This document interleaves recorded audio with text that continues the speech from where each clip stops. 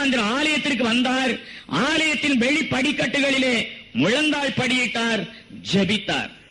அவர் ஜெபித்துக் கொண்டிருக்கின்ற பொழுது சாத்தான், பேய் கோர வடிவத்துடன் புனித அந்தோனியாரை பயமுறுத்தியது. மிகப்பெரிய சத்தமிட்டு அலறியது. பயந்தார். பயந்த உடனே மயங்கி கீழே சாய்ந்தார் புனித அந்தோனியார். ஏறக்குறைய அவருக்கு 7 வயது 8 வயது இருக்கலாம், மிகச் சின்ன வயது. இந்த சிறிய வயதிலே சாத்தானை கண்டு கீழே விழுந்தாலும் அவருடைய வலது கையினுடைய சுட்டு விரல் அந்த படிக்கட்டுகளிலே மிக பிரதானமாக எழுதத் தொடங்கியது.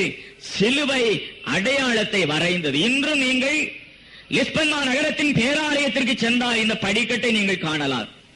சுட்டு விரலால், அந்த பிஞ்சு விரல்களுடைய சுட்டு விரலால் வரைந்த அந்த சிலுவை அடையாளம் மிக ஆழமாக பதிந்தது. இந்த சிலுவை அடையாளத்தை பார்த்த உடனே பேயானது அலறிக்கொண்டு ஓடியது.